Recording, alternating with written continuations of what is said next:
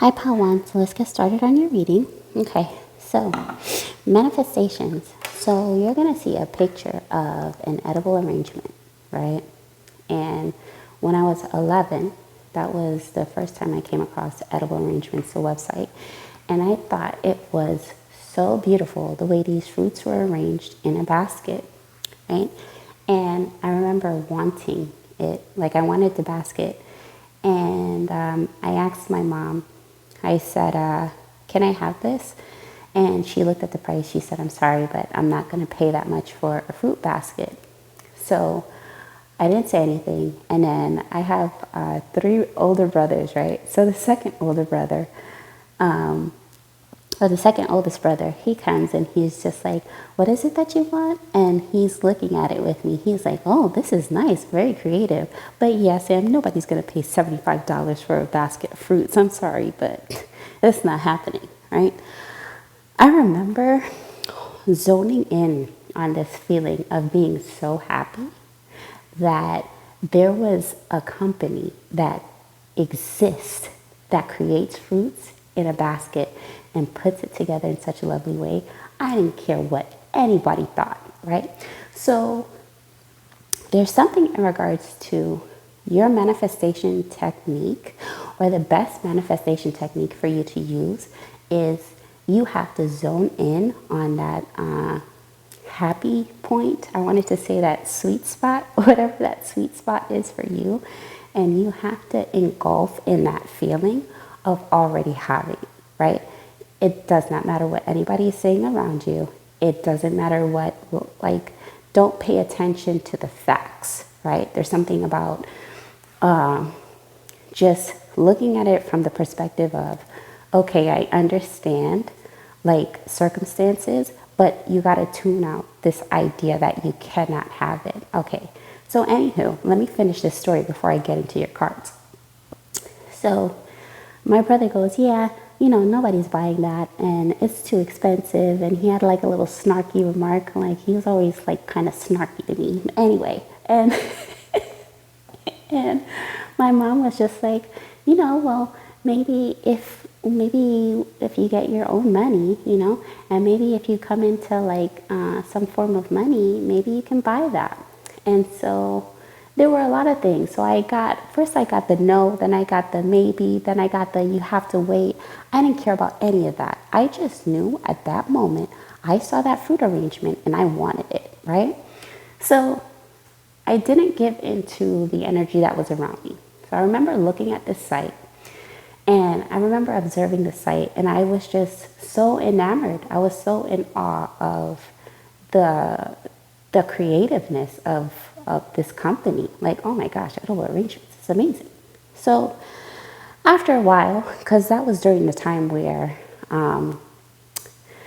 phones really were not mini computers, so you had to take turns. So I would have to take turns on the computer with my brothers and my mom and I. And so I remember getting off the computer and I remember thinking to myself, like, man, it would be amazing to have that edible arrangements. Even if I have to wait until my birthday, I want it. Like, I know I want that. And I was so filled with so much happiness, right? And so 2 days later, around the same time, I get a knock on the door. And so I answered the door, and I can answer the door only because there are adults present with me, my older brother and my mom, right? I answered the door, and it's my next door neighbor. And she goes, hey, how are you? I'm like, I'm fine. She's like, oh, I just got back from the hospital, and I was given this as a gift, but I'm really not in the mood to eat this. Would you like it? And it was the exact edible arrangements that I wanted. All right, Pal One, let's get started on your reading. So, having to tune out everything. I mean, tune out the naysayers. You can take the, oh, maybe it's a possibility. You could take the wait, or maybe you can get it, but you have to wait. I would tune all of that out. I just zone in on that point of you saying to yourself that you want it. And at 11, like for me, I was just like, I was blown away because I wanted something so much and because I was so happy to, like, what would it be like if I had this, like, in my hands, if I was able to eat these edible arrangements, I was so happy and I wanted it so much. But I was also 11, so I didn't really hold on to the thoughts of these things, right? And I wasn't really practicing like a form of manifestation. So I got the basket, and I remember coming in, and my mom and my brother, their jaws dropped, right? My brother started laughing. He was like, "How? You literally said you wanted this and you got it 2 days later." And then my mom goes, "Huh, wow, that's when there's a will, there's a way, huh? If only you could do that with $1 million." And so they kind of chuckled it off, but I didn't care. I put that thing down. The process, from the process of opening the package to taking the basket of fruit out of the packaging, to observing the fruit basket, to actually eating it, this was like heaven to me, okay? So, part one, I'm telling you this because I feel like it almost feels like you have to be a kid again, right? I did not get into the who, what, when, whys. I just knew when I was 11, I wanted it. And I wanted it that bad that it came to me as soon as possible. All right, so your first card is Special Forces and Acute Missions, okay? Your second card is this person has revoked their player card. Why? A little birdie told them you're single now, but that's in reverse. Okay, so you could be married, you could have a military background, or you could be of service. There's something where it's like you're on mission to accomplish something, like a goal, a dream, an aspiration. All right, the next card is, well, that was kinky, but that's in reverse. Okay, the next card is a love confession is coming your way today, be prepared. And the last card, because I only drew 5 cards, sorry. It was either you or them, war zone. I'm glad you chose you. Okay. All right. So somebody is not revoking their player card. They're not revoking the game. They do not want to leave this game, or this could be you. Okay, so maybe you're trying to figure out how you reach another level of the game, and you're trying to, let's say you're trying to make more money, right? Like, because this is a business read. So let's say you're trying to work with people and create more revenue and generate more income, and you want to get to that level where you're not making $1 million a year, but you're making $1 million every 6 months. And then from $1 million every 6 months, you want to get to the point you're making $1 million every month, right? And so you're on a mission to do that, but you're trying to figure out, well, how do I get to this point? And I keep wanting to emphasize this idea, like, you cannot care what anybody says, right? It's like, you got to zone in on why it's going to make you happy. You have to fall in love. It's like falling in love with the idea or this concept of your circumstance or your desired, I want to say desired reality. You fall in love with your desired reality, and then you just drop it. Like when I was 11, I must have looked at that website for like 2 hours. And then after 2 hours, it was just like, okay, we got to use the computer now. Like, we have to take turns. I let it go. I had to let it go, right? So there's something about needing to just, you have to let things flow into place, but treat it like a child, like the way children treat what they want, right? They don't think about it from a sense of you cannot give it to them. And even when I was working at a daycare, it's like, and when the child wanted, let's say the child wanted some of my food, my snacks, my fruits, like my cookies, right? There was no such thing as no to that child's mind, right? Because children, what do? They see it and they want it. They don't think too much of it. They see it, they want it, they smile, right? And sometimes it'll happen, and then other times, you know, it's not shared. But I feel like if you see this from the standpoint of a child, pile one, and it's just like you see it and you just, you know, you want it, and it doesn't matter who's holding it, right? So or who is in a position to propel you. They're either going to give it to you or they're not going to give it to you, but somebody else could come around and give that same thing that you want instead. There's an alternative route. All you have to do is just zone in on why it makes you so happy, why you feel so passionate about what it is that you want.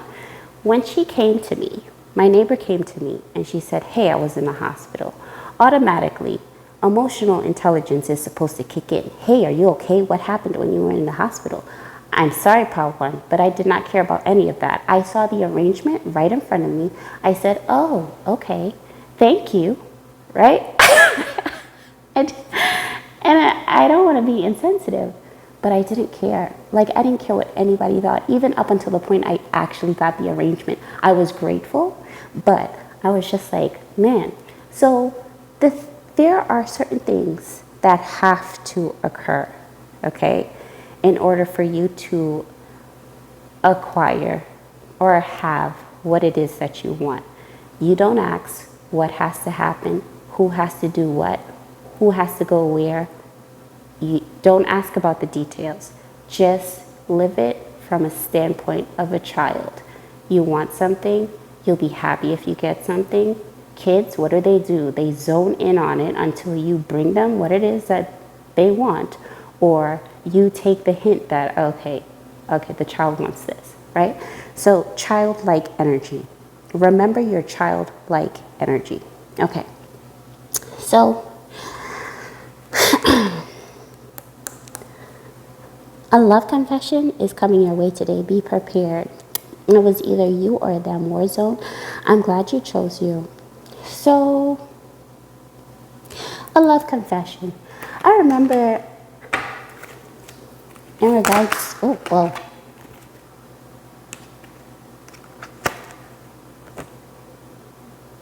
no. Something about transmutation also is key here.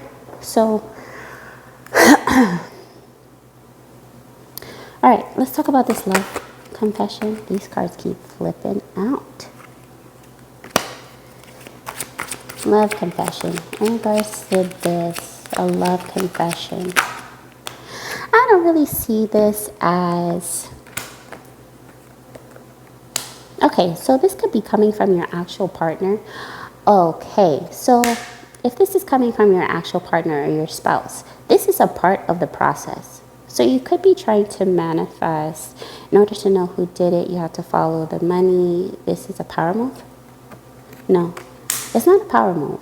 Maybe you had a disagreement. Did you have a disagreement with your spouse or something? Or did you... Because once the position... The two cards that came out was once the position of Pharaoh/Queen, but cannot handle Prince and Princess roles. Show them why you're chosen. But in reverse, there's no deception here. So this person wants you, maybe this person wants you to know that they're on your side or they are supporting you throughout all of this. And you know, when I was meditating on your pile, I got that movie, The Greatest Showman. And so, you know, like... There's that moment in the movie where he's talking to his wife and his wife he's getting like really up there in stature, and his wife is telling him, you know, you don't have to be liked by the world, just a few good people, right? And the base of it was like, when is enough, right? Because he was just like, you know, my father was treated like dirt, I was treated like dirt. My father was treated like dirt. My kids will not be. So you're trying to make sure something is completely sealed off from carrying from generation to generation to generation. Like, rather than carrying out the generational line of poverty, scarcity, and lack, you're making sure to carry out, should you have kids or if you have kids already, this idea that you are as wealthy as you want to be, as happy as you want to be, and there's no ifs, ands, or buts about it, right? So whatever transpired, whether it was the distance or the time apart, this had to happen in order for you to manifest exactly what it is that you wanted. It's all a part of the process. And I remember yesterday when I was looking at a video. There's this guy online, his name is Quasi, and he talks about laws of attraction, laws of becoming, just a whole bunch of stuff, right?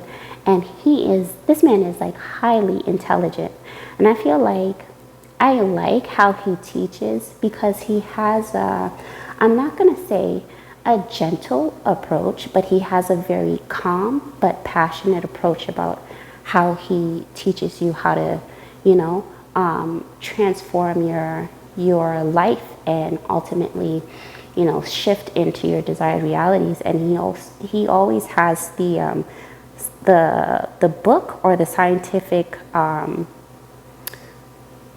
notion to back up what he's talking about, or the references, right? So for me, I really like watching him because he gives this incentive to he makes you want to wake up. He makes you want to wake up in a sense of if I don't like this part of reality, guess what? I can change it. It's not just a matter of being delusional, but it can also be scientifically proven. And sometimes you gotta be a little out there, So it's something in regards to this. Moving forward, maybe having to see something from the perspective of your partner. Your partner is looking at you like the right people. You're going to come into contact with the right people. The right people are going to care about you. The right people are going to look out for you. And you're seeing it from the perspective of, but I need to do something more, that secures this. And if I can do more of this and I can do more networking, more, then I'll acquire a mass level of what it is that I want. Because the Greatest Showman, what he wanted more than anything was he wanted the money, but he wanted the praise. He wanted the people to look at him, politicians, elites. He wanted these people to look at him he is one of them. And the thing is, they never said that he wasn't, right? It was just the idea he was suffering from because he had dealt with a lot of scarcity and lack in his former years, or he had dealt with a lot of conditioning, of his father being poor and then him having to see his father suffer and work and be mishandled by the hands of a rich person that hired him because it was a matter of knowledge, education, and it was a matter of stature, right? So he feared that level of life returning back to him. But from here, I don't see it. I don't see this idea of you no longer making money. I don't see this. I can't even. It's so strong that I cannot fathom the thought of you not having millions of dollars, if not billions of dollars, in your bank account and in your life for the rest of your life. And so here's the reason why I brought up Quasi, right? I was watching one of his videos last night, and there was a moment where he was writing on the board. He said, and he talked about making $1 million, and he was like, and that's how I went from making $1 million a day. And then he corrected himself. He said, sorry, a year, right? So then I remember chuckling. I said, no, he was correct. His higher self was trying to tell him that he's about to start making $1 million, it was a month, right? He's about to start making $1 million a month, right? So I thought about it, and I was just like, I felt like that mistake, what appeared to be a mistake, was not a mistake, right? So as he's explaining about making $1 million a year, and he said it was $1 million a month, but he said, no, I mean a year. It was actually, he was set up to make, which this is what I believed, okay? He was set up to make $1 million a month. And then from $1 million a month, of course, it was gonna be a process to get to the point, like if he wanted, he could make $1 million a day, right? Like,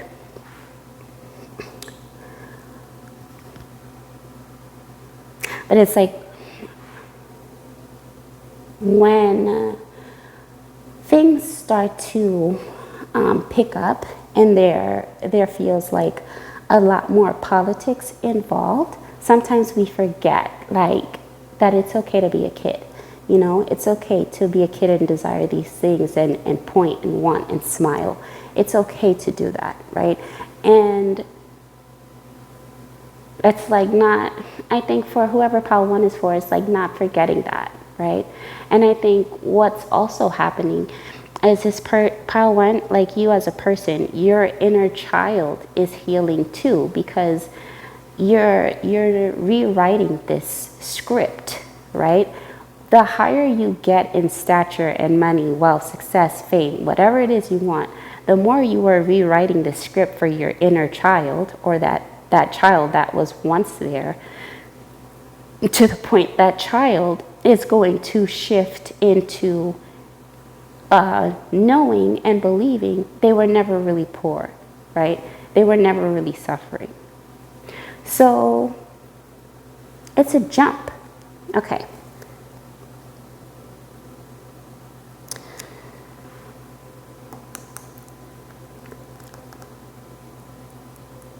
Okay, so it was either you or them, war zone. I'm glad you chose you. So the inspiration off of this card was, I remember my brother was in the army and he had to go to war, right? And I think he was in, if I'm not mistaken, he was in Iraq at the time, but he had to go to war. And so pretty much what happened was this huge thing broke out. This huge like battle broke out, the formation of the enemy, right? And so as he was fighting for his country, in the process of it, he had took the life of another person, okay? Now, I hope I'm gonna make sense with where I'm about to go. So he had taken the life of another person, and so that really weighed on him because the person was not the same age as him, okay? He felt like in his mind this person had his whole life ahead of him, okay? So he wasn't feeling the best about it, and I remember, because my mom would talk to me, and she said that he had emailed her in that process of trying to get or to be discharged, like an honorable discharge, but it's just like they make you do this process of like checking where you are. So you have to see a psychiatrist, you have to talk about what has happened, what's occurred, and you know, the process of that. So in that process, I remember my mom told me that he emailed her and he said, am I less of a person because of the decisions that I had to make, right? And so my mom thought about it and she told him, you know, you did what you had to do in order to protect your country and in order to save your life.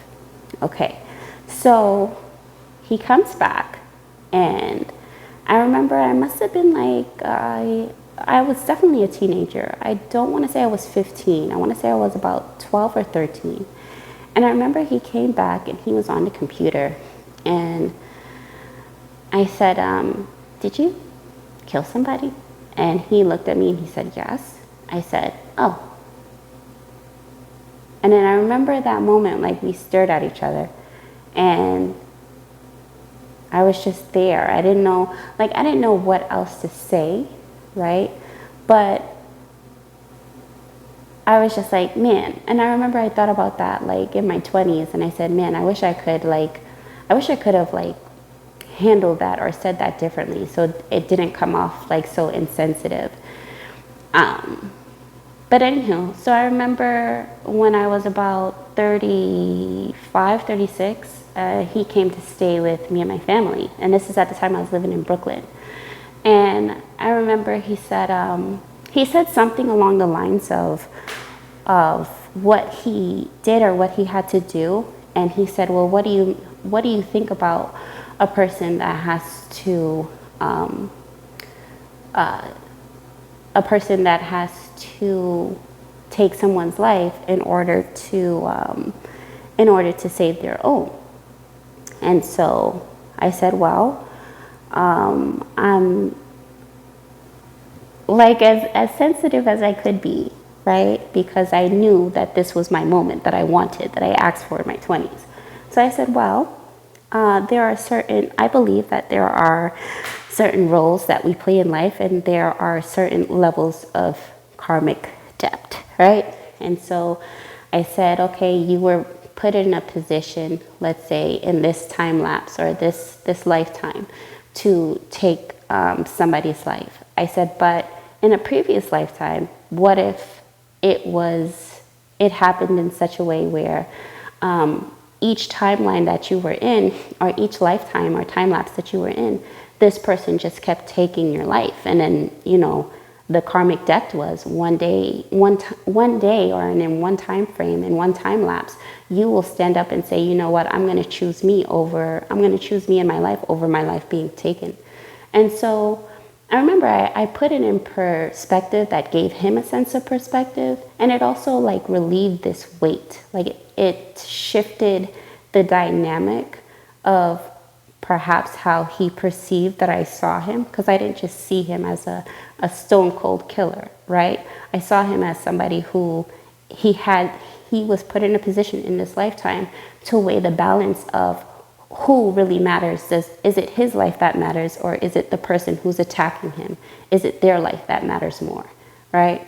And so the dynamic of what's going on with you, it's just like you're choosing you, but I don't think it's because you are physically going to take somebody's life, as it is you are taking this idea out of the equation that somebody can take your life in order to get ahead, because you want to live also, okay? So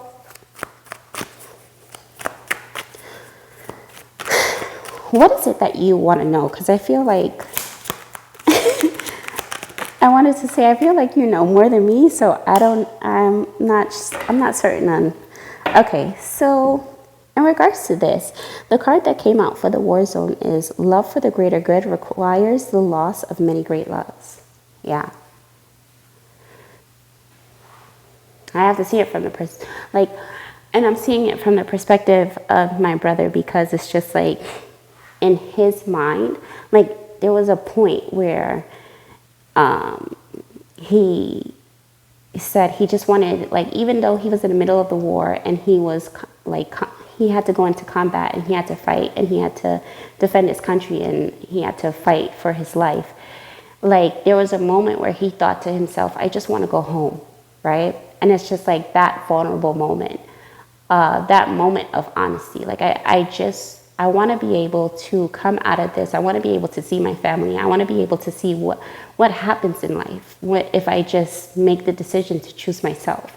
And I think that's what's happening for you, Pawan. I think it's just a matter of like, you just want to get to that area. You're not asking the who, the what, the why. You just know that you're meant to see beyond what's happening on the battlefield. And I don't think this is a physical thing as it is like energetically or spiritually even. So let's close out your reading.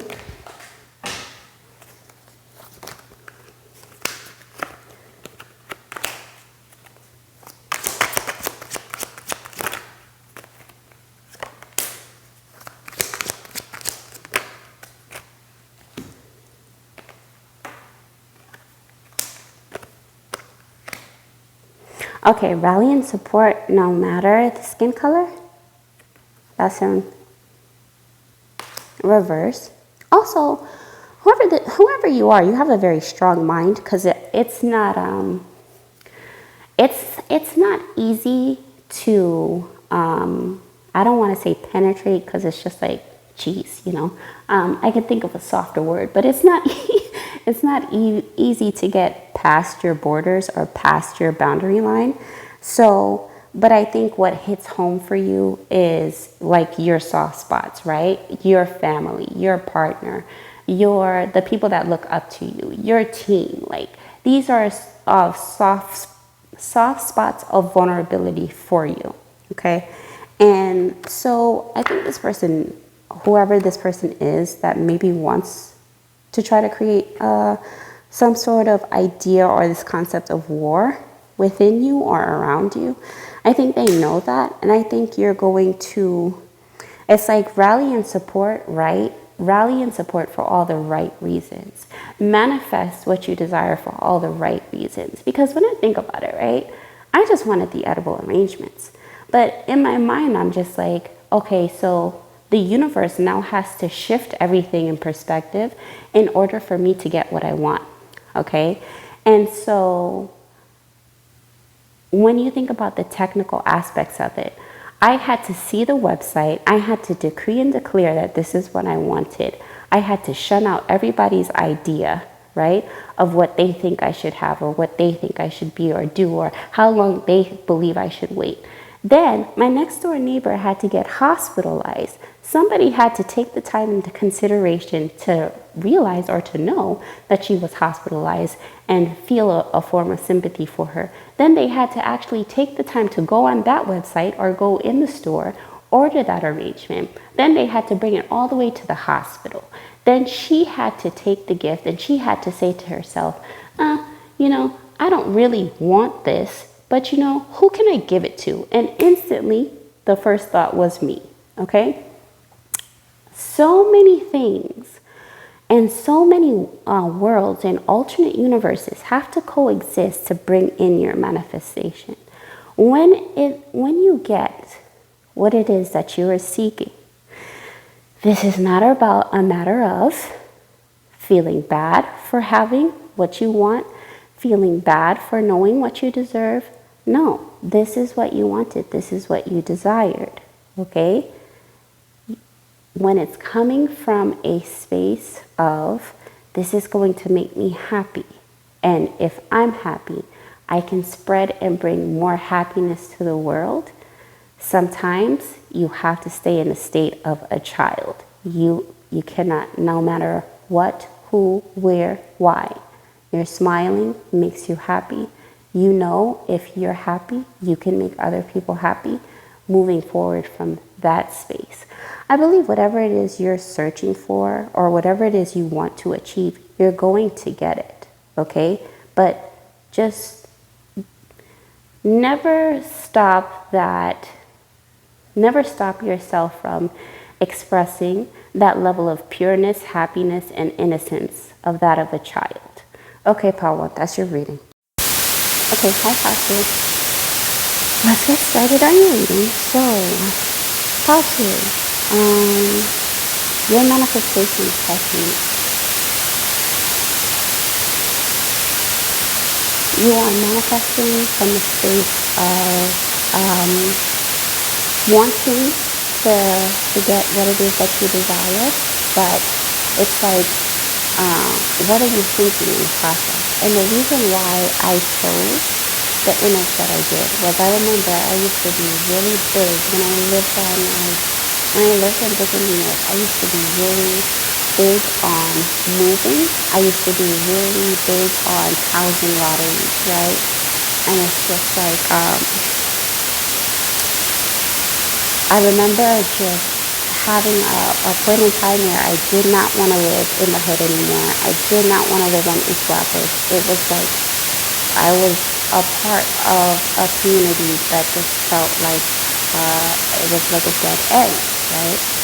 Everybody who was super successful, there was some form of a shortcoming for them, or they had to leave, right, in order to pursue what it is that they desired. And I saw this patterning happening like within the community. And when you think about it, right, like you're probably somebody that could be big on patterns. When you think about the patterning and conditioning of like poverty-stricken areas, or what would be considered the hood, it's very structured, but it's structured in such a sense where it's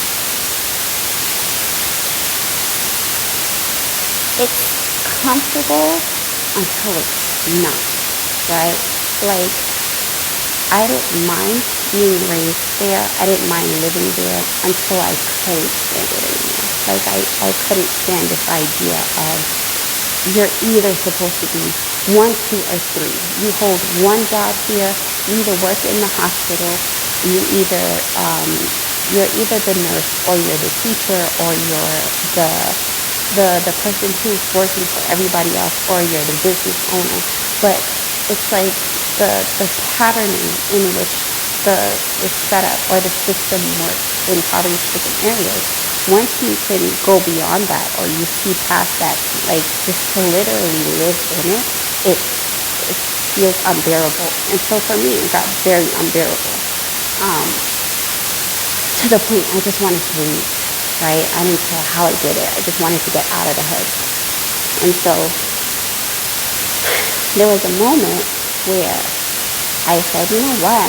I can do like the housing lottery, and I can apply for one of these really nice apartments. I mean, they're going to be small, but really nice apartments, and I'll be able to live in a place that I want to live in. I won't have to live in a hood anymore. I'll live among people who are like, movers and shakers of the world, and I'll be so much happier. Did I have any money? How to? No, no, I had absolutely no money. In fact, right, it was hard for me to even maintain or keep a job. Like, that's how much I did not have money. Like, you want to talk about no money? Like, no money, sleeping on the floor. Okay? I was sleeping on the floor, trying to get my life in order, and I was just like, the only thing I had was a chair, a desk, a computer, and some Wi-Fi I think my brother was paying for. And Wi-Fi my brother was paying for. Other than that, I had nothing, right? And then, on top of that, I was living with my mom, and she had to retire early because her mental state was declining. So a lot of the responsibility was, I don't want to say it had fallen on me, but a lot of the responsibility was just like, okay, I have to do this, right? Because if I don't do it, if I don't go outside, I don't go shopping, I don't try to get a job, I don't do this, nothing happens, right? So I remember but the main focus was wanting to get out of the community. So, all right, get to the point. I applied for these housing lotteries, and I put in any amount, right? I put in the amount that was coming from my mom's social security card. Okay, so the amount coming from my mom's social security card. I didn't have a job at the time, but I utilized the job that I had in the past. Okay, well, from the past, this is how much money I was making, and this is this, and this is that, right? And so the process in which that happens. Now, if you have very good credit, the way it works is they will shoot you up, like, to the top, or to be the one selected. I remember it was like, if you were within the 100 range, then 9 times out of 10 you were going to be selected for that particular state, for housing. But if you were among like the thousands and tens of thousands of people, don't even think about it. Like, there's no chance you're getting it, right? So I remember I had applied for it, and even though I had no money, I had built really good credit, right? But I still had a credit card. And so when the results came back, okay, I was among the 100. I said, oh my gosh, yes, finally, I'm getting out of the hood. We're getting out of here. East Campus, sayonara, suckers, right? Like, I was happy. I was completely happy. And so what I didn't know, though, was that there is a process. There's a waiting process. So on top of being selected, you're waiting anywhere between 6 months and 2 years. And so I waited. I fixated on it. I waited. I waited. I waited. And each time that I waited, right, things started to decline. My credit, when I went from having good credit to where I couldn't pay my bills because I couldn't pay my credit card because I didn't have a job, right? And the Social Security that my mom was getting, it was just enough to pay the rent, just enough to pay gas, and get like maybe a week's worth of groceries. Mind you, this is a monthly thing that they do, okay? So long story short, I start to see the patterning of what's happening. I'm starting to take into consideration, like I'm trying to get a job, but nobody's hiring me. I'm trying to do the best that I can do, but it's not work. Like it feels like nothing's working, right? So I go into a depression. I mean, like a deep depression. And so I remember during that process, like I stopped looking for work and stopped just doing everything, right? And I was just like, oh man, like it was just really, I just remember being in a really bad mental state. And so one day I went to go check the mail and I saw that after like, it must have been like a year later, they said, hey, you have been selected for you've been selected for this interview for this space at the place I wanted to live. And I always had this dream about living downtown Brooklyn, right? So it just called me, a lot of nostalgic memories. So I got the letter and I said, oh my gosh, yes. And so the interview was on like a week from the date or 2 weeks from the date.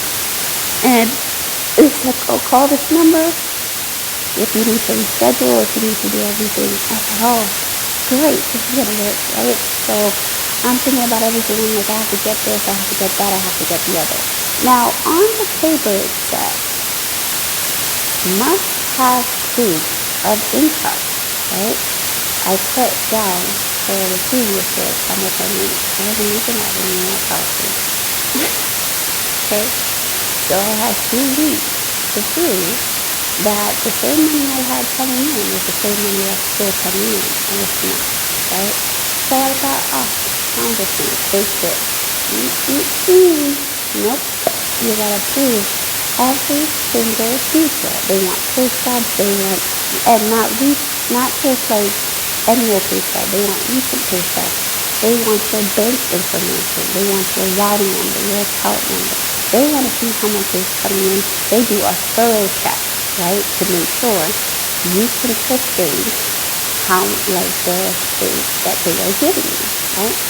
And so I remember, like, seeing the pattern and coming to the realization, I don't got it. Like, even with my Social Security, even with, like, we don't have it. We don't have what it takes to be in that building, right? But they selected us.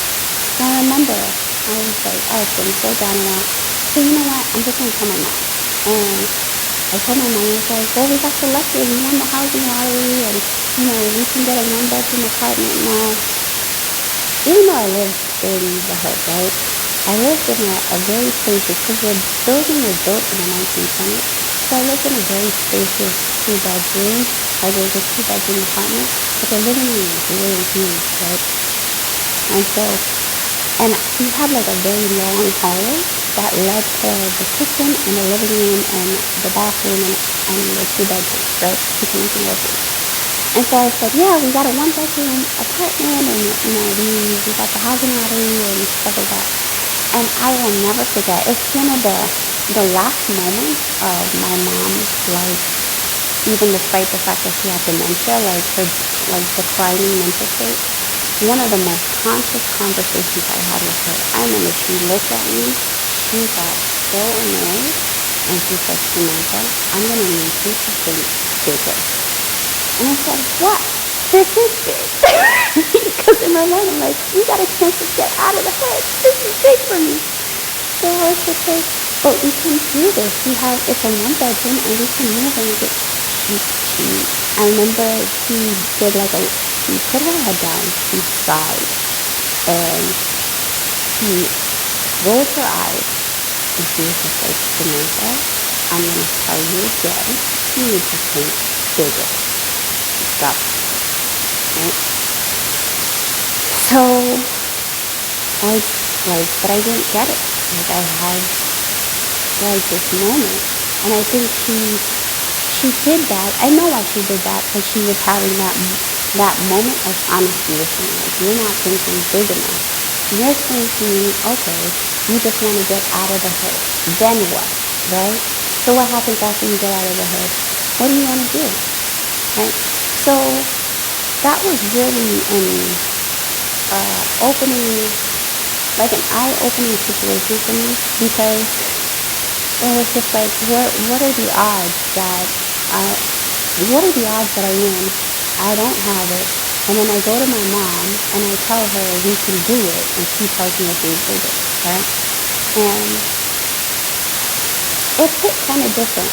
So you can manifest part two, but I just want you to know, like, when it comes to showing and proving, I'd rather you take the time to manifest from a space of, I can do it, it is possible, I don't have to lie about anything, I'm going to be honest with myself, and I'm going to start from this point and I'm going to move ahead, as opposed to, yeah, we have everything already, yeah, I have the documents already, yeah, I have this already, right? Because it's like, when I meditated on your pile, I saw a form of abundance. Like, there is something or somebody that's very abundant, or you have the possibility to be abundant with, but you were looking at it from a standpoint of, I don't know if this, like, because I don't have this and I don't have that, and I have to make sure I have this, and if I have this, then everything's going to work in a particular order, and, it's like that value. It's like you can only be as confident as how much you are worth on paper.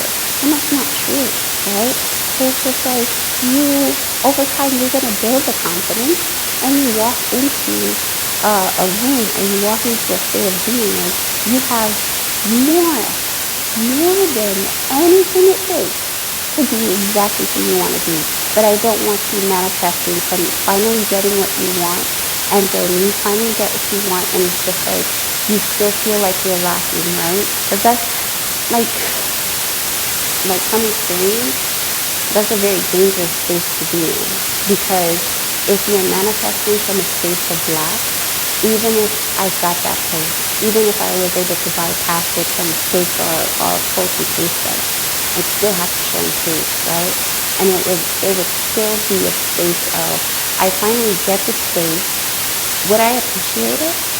Would it be enough for me? It wouldn't. I'd want something more, right? And so, of course, as the universe, source, God, would have it, it was not happening. It got to the point, the date that I was supposed to be or do the interview with my mom, we didn't have the documents required, right?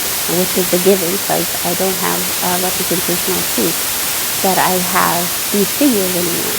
We did not even, down to the transportation, down to being able to travel. And at that time, it was like $250, $275 to get on the car. We don't even have that. Okay? I went to call to see if I could reschedule, and the person literally picked up and then hung up. Right? There is something, the universe is trying to tell you something, right? The universe is trying to tell you something about what it is you are meant to do, or who it is you are meant to become. And you're thinking that you don't have enough, you can't do this, you can't do that, because I'm picking up an energy where a person wants to do all these amazing things, and they're destined to. But because they feel like they're not exactly there, exactly the way they want to be there yet, that it can't possibly happen. Okay? All right, part two, let's pull out some cards. So you have, I am trying to be your one and only. Side note, person is protected. Then you have Amethyst Heart, saves the world. And then you have a beautiful life to an even more beautiful end to this karmic cycle. Then you have there isn't a time lapse this person won't follow you. And this is my investment card. I literally only created one investment card like in this whole entire deck, and it came out upright. Okay. So the card is this B2B is more profitable as a B2C, a just person. You have to know that the odds, right? And I don't want to sound like this is like Hunger Games or anything, but literally the odds were in your favor. Okay? So one card out of the deck, out of all the cards, you pull the investment card and it's upright. This is talking about a profitable business, right? So, and having to get started on it. So it's a combination of two things I see tied into your career. I see it tied into your love life, and I also see it tied into um, this frame, this frame of mind, right? I'm not going to be like, so how to sometimes you can feel like you're not going to be a very valuable partner if you don't have the finances to back it up, okay? Or you're not going to be, you're not going to feel confident if you cannot provide for yourself and the person that you are with. This is the energy that I'm reading, okay?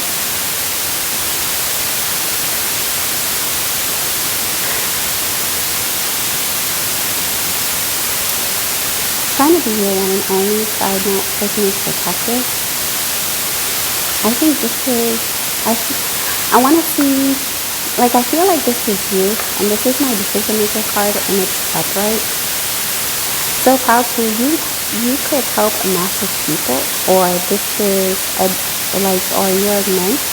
Somebody is destined to be a decision maker, and for me, in my mind, my interpretation of a decision maker is somebody who moves the masses, okay, and like a person who acquires great wealth in their life, and so maybe you're seeing yourself from a perspective of, oh, I can only be the best version of myself if I have a certain level of money. And somebody is looking at you like you have no idea, like the best version of yourself is happening right now. You know, it's happening in this very exact moment where you're thinking you could be that business owner, you can be that employee. You know, so let's see. What do I need to clarify?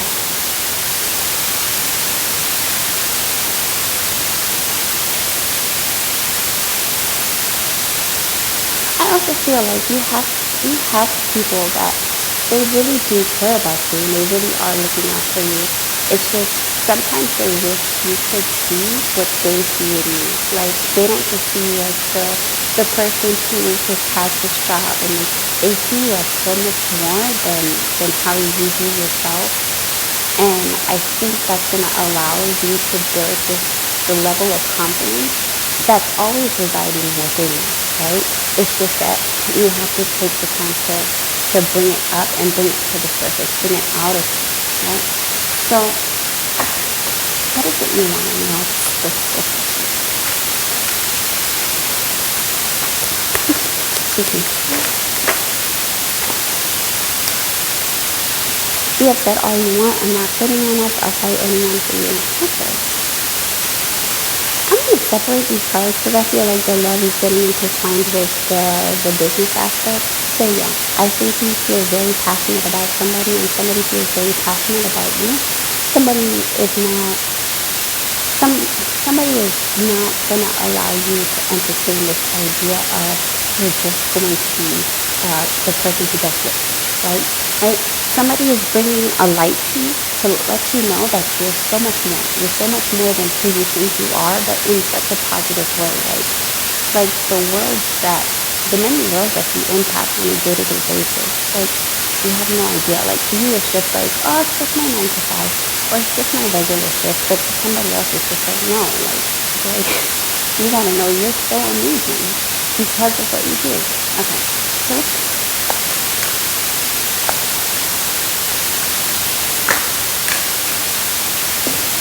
you needed the darkness to appreciate the sun. Fine, baby, fine. Okay, Falcon.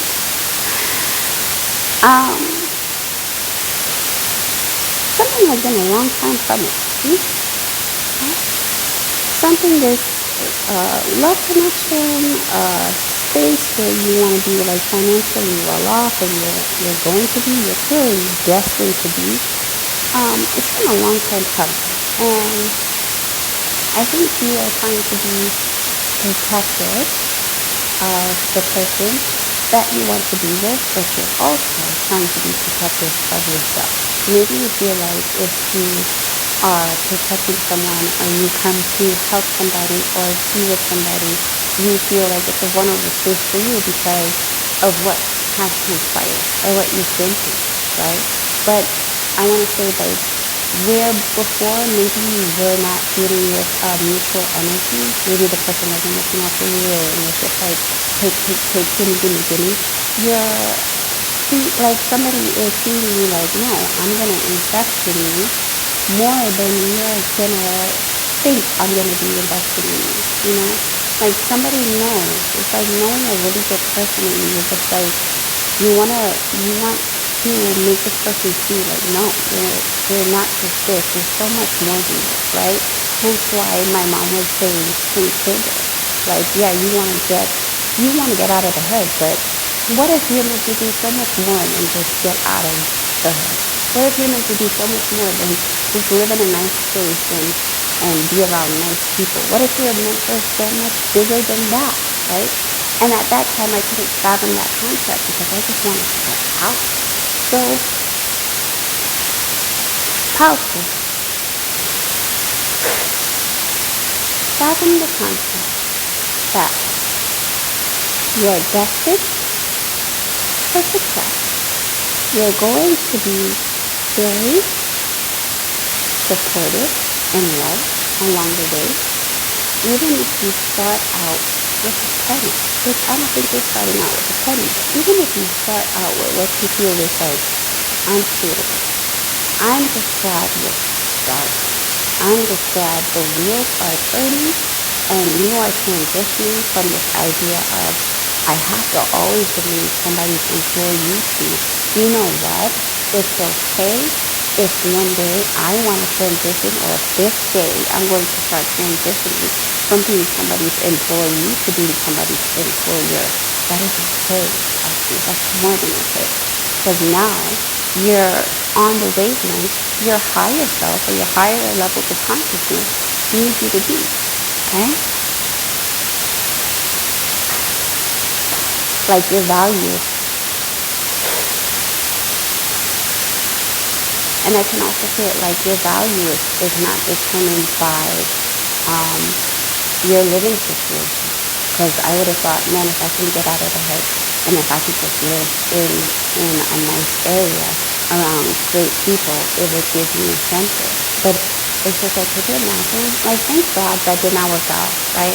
Can you imagine walking into that front door, knowing that I was still going to have to rely on my mom's social security, her social security check, and then go looking for it? I would have been so miserable. So let's see. So you have to realize that even when you get to the point where like, oh, you don't, you're uncertain, this person is not going to quit on you. And this is not somebody who like is going to use you for your money. This is not somebody who's going to wait for you to get like really successful and then take everything. This is somebody who's going to like just like stick it to the end. Through and through thick and thin, trying times and the best times, like somebody is going to just, they're not quitting on you. Because the right people, powerful, will not ever quit on you. It doesn't matter how much time passes. Okay? So, let's see. Can we clarify a beautiful life and an even more beautiful end to this karmic cycle. I think you're ending the cycle of thinking that your value is determined by what you can produce for somebody else. It's like that's changing. I think you're putting a karmic end to this idea that you have to constantly work for someone and feel unappreciated or feel undervalued in order to feel like you're somebody, and you're so much more than that. Okay? So that's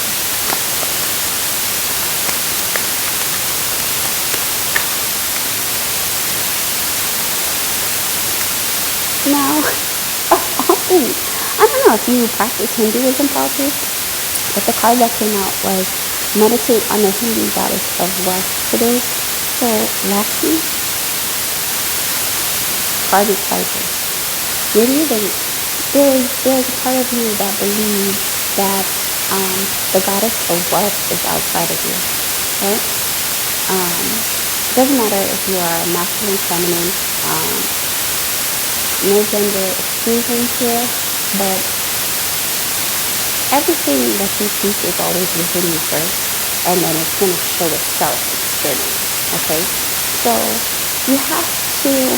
So when I see this, you could, meditate on Lakshmi, but also meditate on that person within that you know you can be, you know you're destined to be.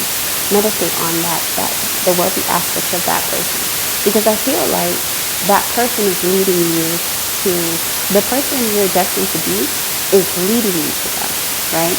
And it's just like taking those steps. Who I am, right? Who I am today was leading me to this person right here, right? It's just that the Samantha that's here, that's no longer living in Brooklyn, that's living in Florida, living in a luxury one-bedroom apartment, she was waiting for me. She was waiting for the Samantha that was sleeping on the floor in the hood in Brooklyn, New York, to get to this point. And it was very possible, right? But it's just like manifest it from a sense of, you know what, this is possible. And though I'm not exactly rich right now, I don't have millions and billions, and I'm not this huge business mogul right now that I want to be. Each step that I take, every day that I wake up, and I take the best steps that I could take. And even if I take a misstep, it's all leading me to this person I'm destined to be, right? So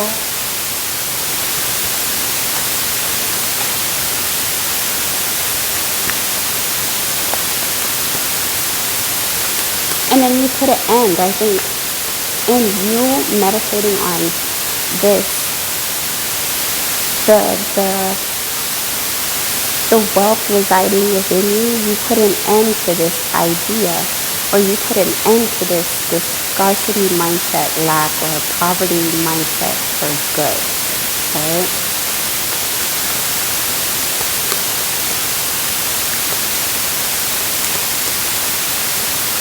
So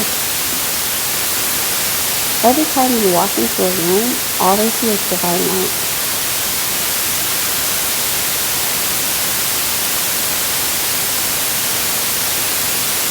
That's in reverse. So this person that's not fitting on you, they see that they see a lot of shadow aspects of you trying to keep you in like a state of, oh, it's, it has to be like this, it has to be like this.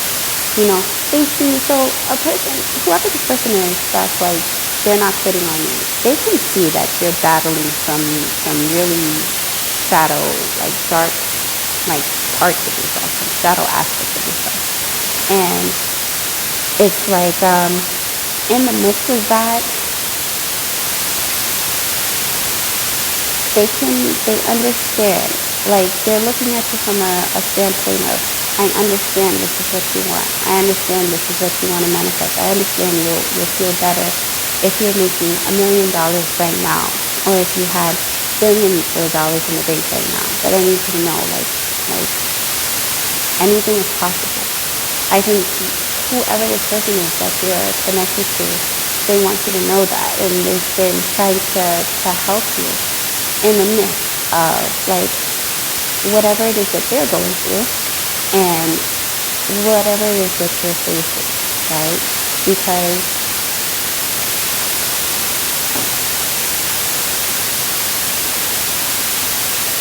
it's like somebody loves you so much that they're willing to like be there and be there as a sense of support, even in your darkest moments, or even the times when you don't feel your best. They're gonna still be there. They're gonna still be supportive. They're gonna still be understanding because they know what that's like to feel like nobody's rooting for them, right? And it's just like, or everybody has like quit on them.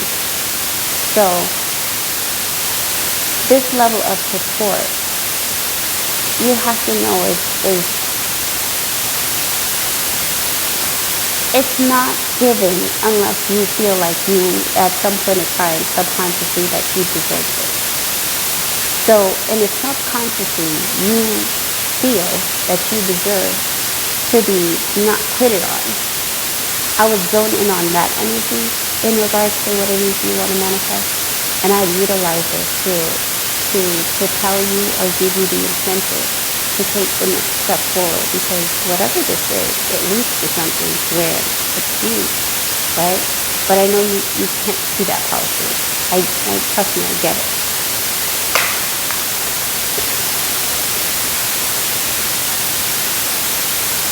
Okay, so let's talk about this business to business. Excuse me. Being more profitable as a business to consumer or B2C. So let's see.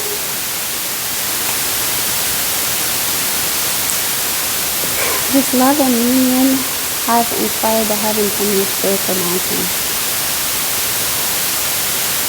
That's upright. Somebody's trying, it's like, you know what this feels like? This feels like an overtask. Somebody's trying to make you feel like you are not worthy or you're not deserving of love. I don't know if this is an outside force, or I don't know if this is one of the things that you're battling internally, but somebody's trying to make you feel like you're not deserving of the best version of yourself, or you're not deserving of the best version of love. And it feels like a cast over, like a dark cloud, right? Like something is overcast. And then also, pile two, like there was a door, like in my mind's eye, there was a door to success, right? And to you, it looks and it feels like a solid door that is locked. But when I zoomed out and I pulled back, I saw like the door was a cloud, right? And so, you can pop clouds. Anywho, side note, I that intrusive thought one, guys. But it was like a cloud. And so even standing back and looking at this cloud, even on its own, the cloud started to like just disappear, right? But to you were viewing it as that's a solid door, but it was anything but. So it's something about smoke and mirroring. Like, don't believe this illusion that your success has to be, in order for you to get to this level of success, or in order for you to get to this desired relationship, it has to be hard. You have to overwork to the point you overexert yourself and you're just like, is this even worth it? Like, something is so simple, right, for you.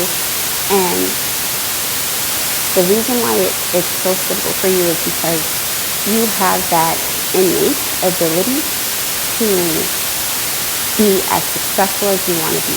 I just think like sometimes you battle with yourself so much that it's hard to believe that it's a cloud door as opposed to believing it's a solid door. Okay, so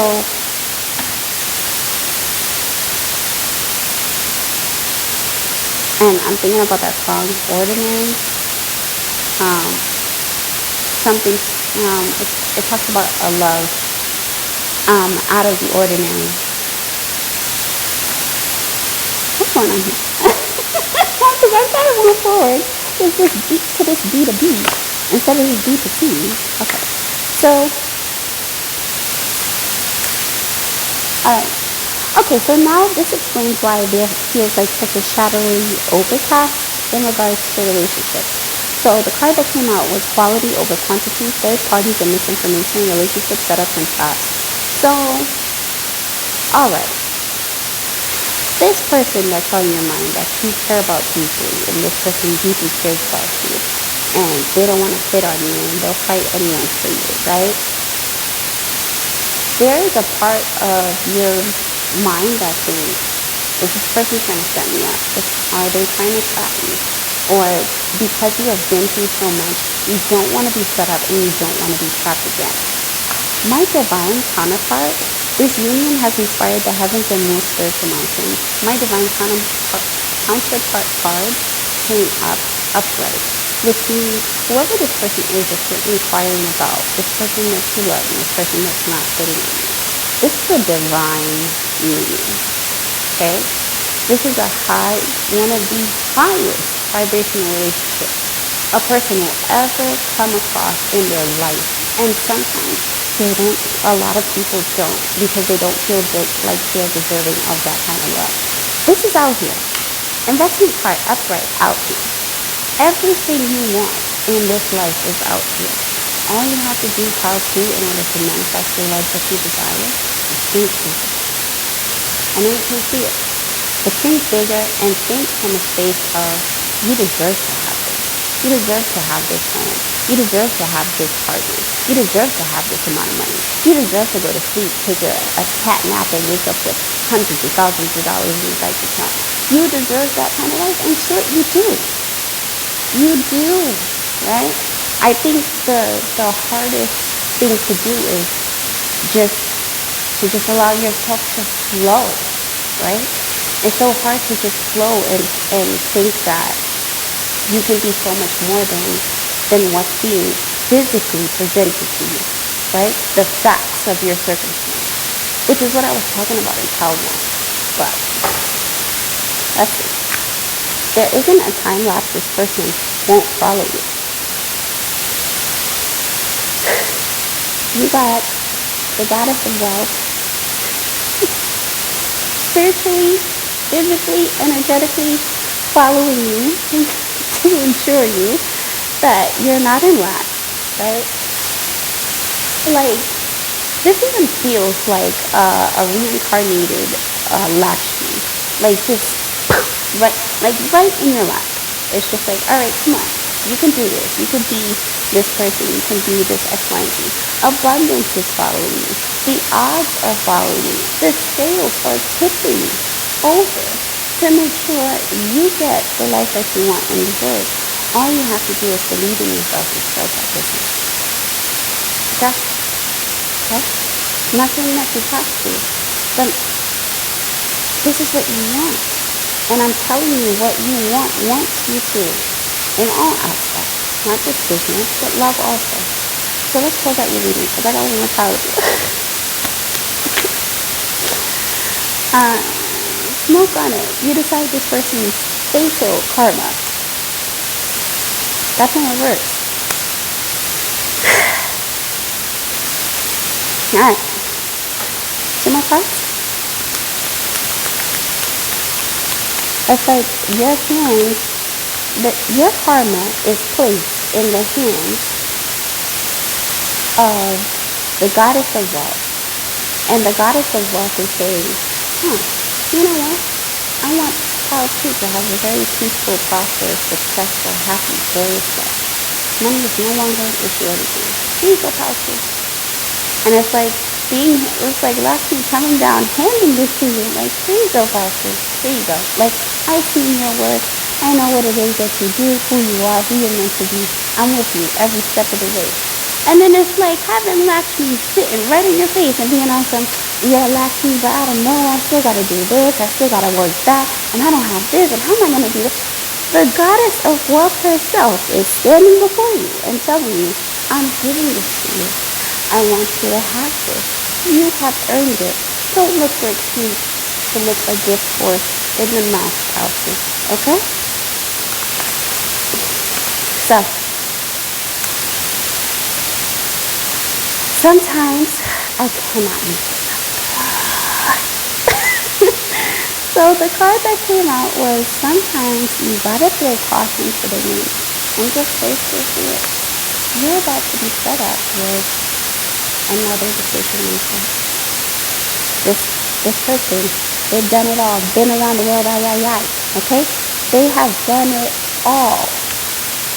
And they're about to put you in a position of, okay, let me help you do this startup. Let me help you because they see who you're destined to be also.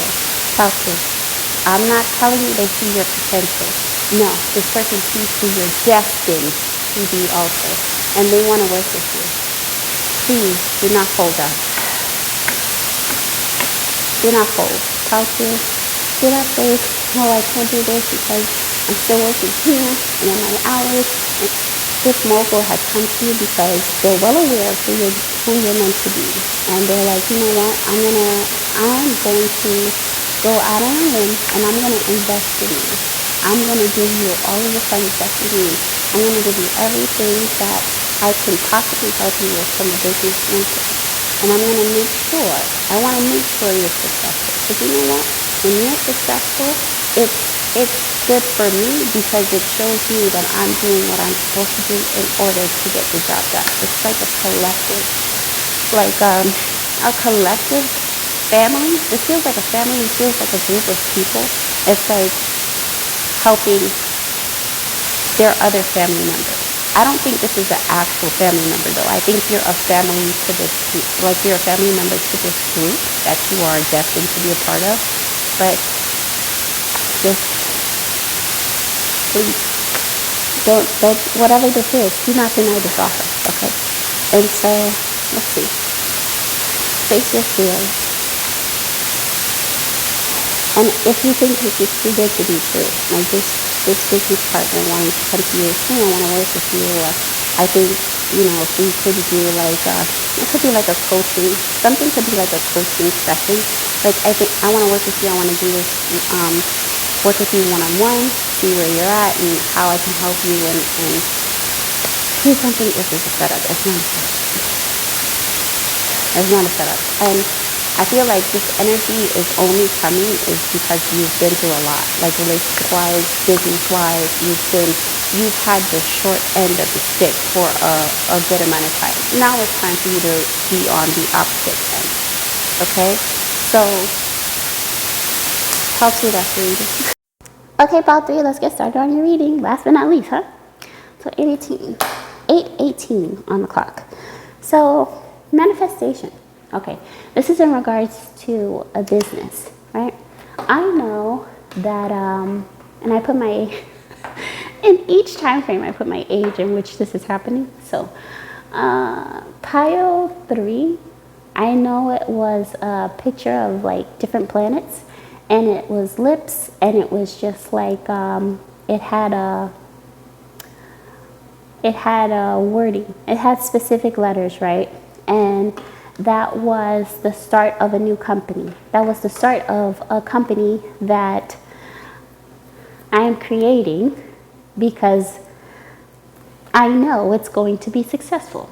Okay, so I had to be very careful with my words. So pile 3, you could be really particular about words, or just be cautious about the way you form a sentence, because your words, it's like your words are your bond, right? Whatever you say comes to pass. So you realize, like, when you're good at manifesting, there are certain words you just tune out because, like, don't, right? You don't want to say don't. Certain words that just have this connotation of it, like, relating to fear, you don't necessarily want to utilize. So something about that is something about the way you structure your sentences, the way you form them, and to manifest what you want. It's all about the way you are forming something, because the universe is listening to you, okay? And you have gotten to the point you're very attuned with infinite intelligence, omnipresence. So it's just like, it's going to take your words and say, okay, this is what you want this. Okay, okay, all right, so I'll know what to do, right? And so when the universe gives you exactly what you say,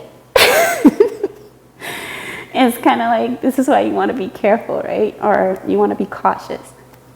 All right, so your first card is the element Bi, bismuth, right? We're required for this alchemy, mundane element. Okay, so you are alchemizing something, or you're using a level of alchemy in order to manifest what it is you would desire, or what it is you're desiring, right? Add a beneficial element to your H2O.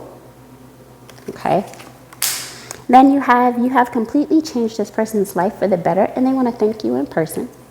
And then you have the Theseus card. It's all about the details and advantages, inside help, a purpose far greater than the eye can see. And the last card is equations are not invented, they are discovered. Okay, so, okay, part 3. So, with this business, right, I decided that I was going to start a business, right? Am I starting a business with a bunch of money at hand and, you know, just everything I need, want, and desire? I'd like to, right? But circumstances show that anybody from the outside looking in, they're going to be like, how is this girl going to, how is it possible? Like, I am at a point in my life where I am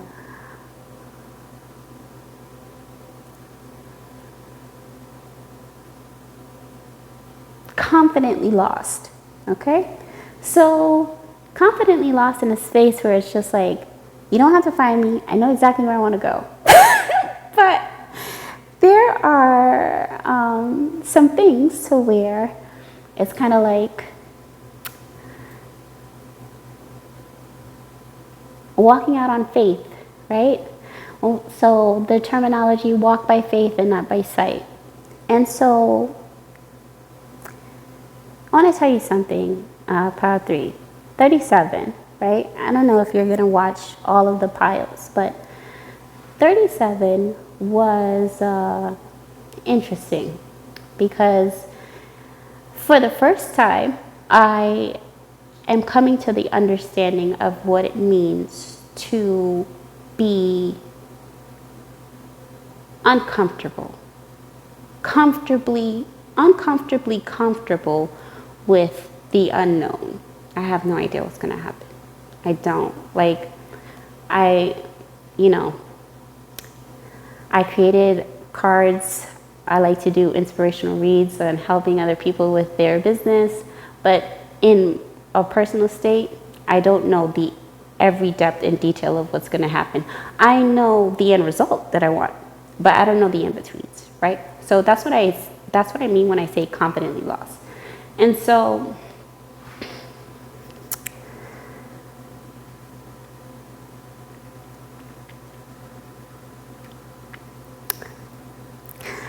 I just decided that I was going to do this. I was going to start my YouTube channel. I was going to start my business. I don't know where it's going, guys. Okay? I don't. And it's, it is a roller coaster, but I am not going to pretend with you and say that, oh yeah, I'm absolutely fine. And everything is happy. Sometimes I have moments where I am scared as all get out, as they would say in the South, right?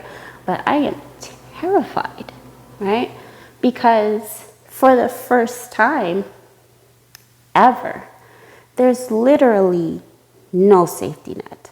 I mean, none. There's no, I can fall back on family, or I can fall back on friends, or I can fall back on good people. I can't fall back on anybody. It's literally me, okay?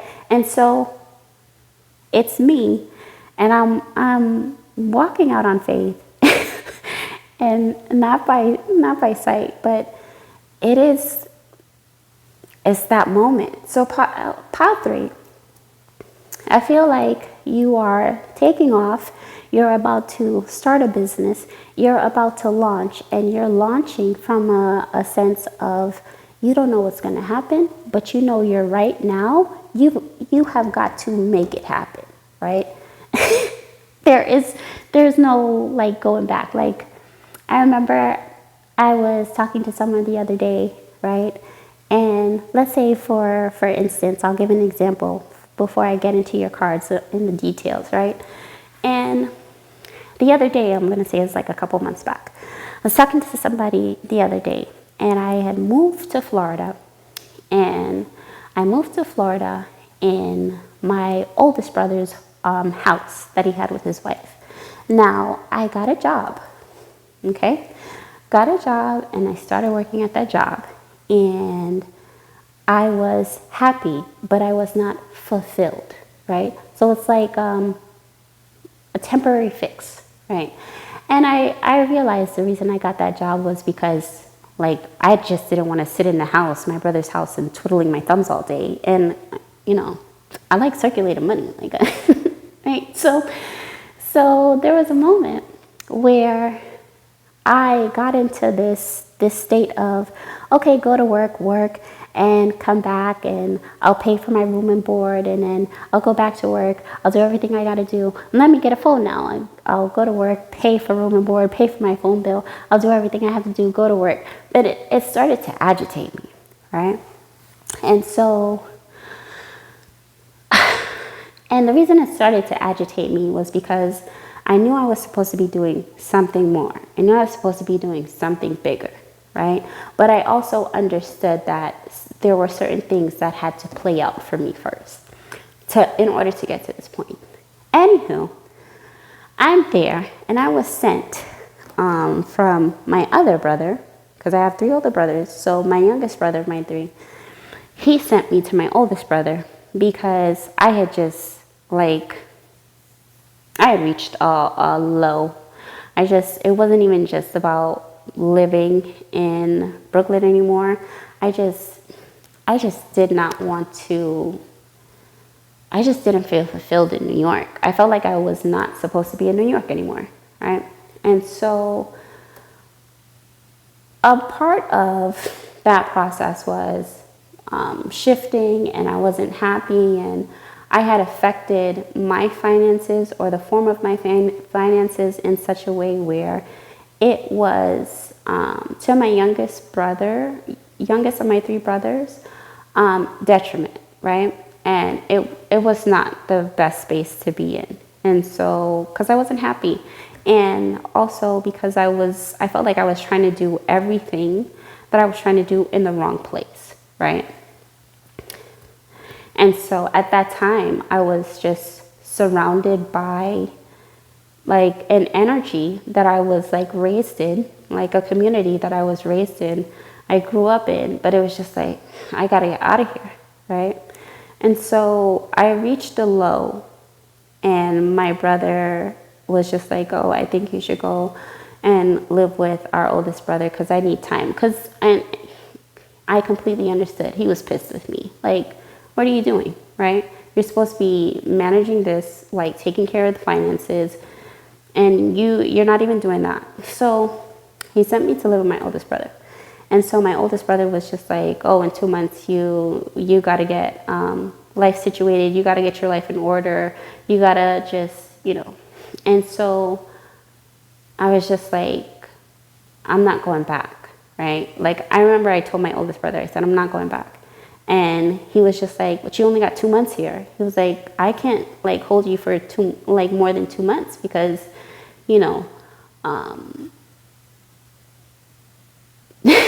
because without saying it, he was just pretty much saying like, this is my space. I can't have you just live with me and thing. So I was just like, I understand that. I said, but I'm not going back. I'm like, that's like, because for me, I don't consider Brooklyn home anymore. It's not home for me. And it never really felt like home, right? Which is weird. So he was just like, well, he said, if you're going to create a life out here, then that's exactly what you're going to have to do. You're going to have to create, right? So I got the job and I said, I'll get this job and I'll just work and I'll save and I'll work and I'll save and I'll work and I'll save.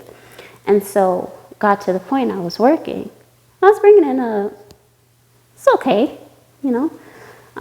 Wasn't the highest point I'd ever seen in life per week, but it was all right. It was better than nothing, right? So I came from New York to Florida with 40 cents in my pocket. So I had to rely on my brother that told me to go to Florida. I had to rely on him for clothes for an interview, and I had to rely on him for like food for the month, right? Because my oldest brother, when I went over by his house, even though his house was beautiful, he had a great home, him and his daughter, which is my niece, you know, they lived lavishly, but they were still like suffering financially. So I said, I'll get a job and I'll pay for my room and board here. I'll pay for my stay and I'll just get my life in order. So my oldest brother's wife is in the military, and so she got stationed to be somewhere else. And so they had to leave by July. Now I got to Florida by the 13th of February, right? And so he said, well, I don't know what you're going to do. My oldest brother said, I don't know what you're going to do, but, you know, she's stationed to go somewhere else, so we have to start the process of moving and doing everything that we have to do. And I said, he was like, so, you know, you could just go back to New York. I said, okay, you seem to have this idea like New York is still an option. New York is not an option for me. And we would laugh about it, right? But I was dead ass serious. I'm like, it's not an option. Like this whole going back, like this air is so clean over here and the people are nice. And nobody's looking at the other person like a crab in a barrel. I got to make it out before you. Like, it's a different feeling out here. I'm not going back to New York. So he was just like, well, I don't know what you're going to do, but you're going to have to figure something out. All right. So I remember there was a point I was talking to somebody and they said, well, what if you have to go back to Brooklyn? I said, you don't understand. That's not an option. So pile 3, it's like whatever it is you're manifesting, whatever it is you're creating and manifesting from a space of, you know, that this is what you want, you know, that this is going to make you the most fulfilled. But the idea, it's like the incentive for you in starting this business is the idea of having to go back to what once was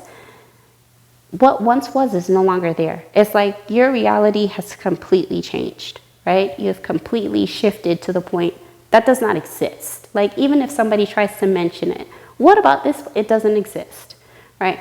Those areas of your life, those aspects of your life don't exist because those aspects of you don't exist, okay?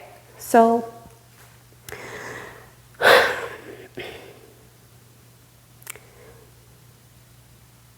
keep in mind, 40 cents from going to having a job was pulling in like but several hundreds of dollars a week, to me having to find my own way, okay? Or me having to establish myself. So I said, all right.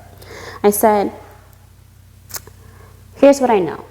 I said, I know that I no longer believe that I deserve to reside in a poverty-stricken area, so it's not happening. I'm not looking for spaces that fit the budget of, you know, what I'm getting paid at work.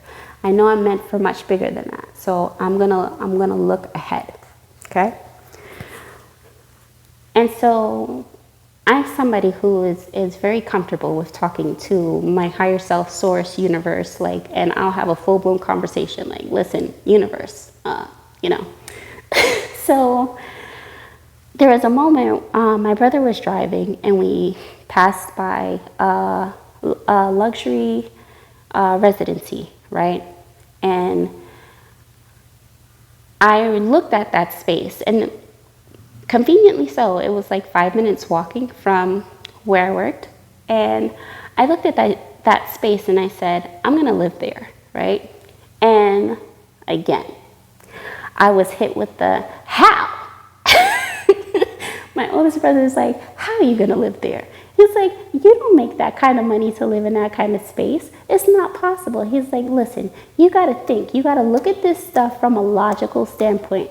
Best thing he could have said in that conversation, because I'm not logical, okay?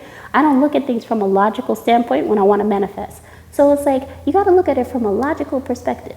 If you only make a certain amount of money per week, that means per month you're pulling in this much money. And if you're pulling in this much money per month, that means it's impossible for you to even get in there. Because you know what? They're probably going to require something that's going to be like way more than you actually have to offer.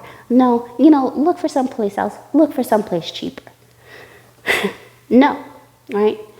Automatically in my mind, I said, no, I'm not doing that. So that happened. And so that was the first, oh no, you can't be there. Second time was another person saying, oh, well, what if you have to go back? I said, there is no going back. I'm sorry. The minute I got on that plane, I was going to say my plane. Oh my God. The minute I got on that plane, my higher self told me, Samantha, you do everything you have to do, but you do not go back. Okay? So I said, all right. And I just knew, I was just like, I am going to manifest living there. And I'm going to have a very prosperous, beautiful, abundant life living in that luxury apartment. And it's going to feel so nice, so peaceful, right? And so I didn't care about the how, okay? I didn't care about the how, why, what. I didn't care. I just knew that's where I wanted to be. So I remember I put in the time to do the work, do the research, call the people that I needed to get in touch with in order to make this possible, okay, where I currently live now. And so I just knew. I said, look, this is what I want. And when I went to do the tours, when I went to do the look around to see what was the best fit for me, when I went to do the discussions, and even though I was doing this via email already, right? And I worked with the management team of this residency, and they were so kind, they were so friendly, they were so welcoming, and that just gave me even more incentive to want to be here. And so it got to the point, even when I was doing the tour, right? The day before, I was like, higher self, I don't know how this is going to happen, right? Like there was a moment of doubt. And I said, I don't know how this is going to happen. My brother's right. If I look at this from a logical standpoint, it's not likely that I'm going to get into this place, right? But my higher self is telling me, no, that's where you're supposed to be next, okay? That's where you're going to be, and that's what it's going to be, right? So I did the tours, and I walked into the tour. I walked into the spaces, like, I just knew. There was like a feeling of, I knew I belonged here.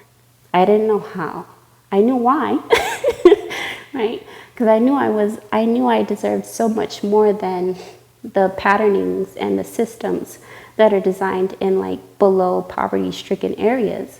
But I didn't know anything else. So I'm walking through and I'm just like, I like this. I like the space. I said, but this particular apartment, I'm not too fond of because I don't like the structure of it. And I'm just walking through like I'm picking the right one for me, right? And so even after the tour, I remember that I got into my brother's car and he was just like, well, how was it? And I was like, it was great. I said, I really like those apartments and the view's beautiful and it gives me really good energy. So he goes, well, how's that going to be set up? Because he was throwing. One thing I will tell you about my oldest brother, he will throw more technicals and more, I don't know what, like scientific facts. It's no way logical facts at you than anybody in this world, right? And so I was just like, yeah, well, but I didn't speak to him from a sense of, oh, but yeah, you're right. It's just like, how am I going to do it? I spoke to him from a standpoint or from a state of, I got it already. I can afford it. It's done. Don't worry about it. Right? Even shocked me. I remember going back into the room that I was staying in his house, and I was just like, oh my God. Like, what came over me? So, but having that feeling and that notion, right? So it came down to the wire, guys. I will not disclose on what, who, or how.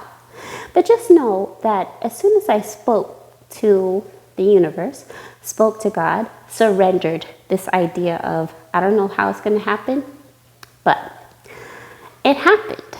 And there were a lot of moments where I just had to get very comfortable with this idea of sometimes you're not going to know every single detail, but when you have a calling to do a specific thing, you just got to do it. Sometimes you just got to forge ahead, no matter how it looks to anybody else, right? And so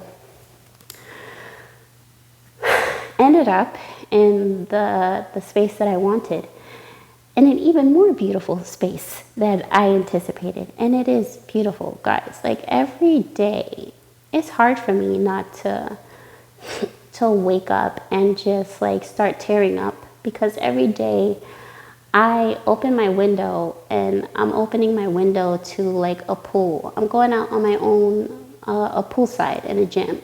I'm going out to the second door, to the balcony, where I can look out and I can open blinds that lead out to like acres of land and like just beautiful property, beautiful fancy cars, right? And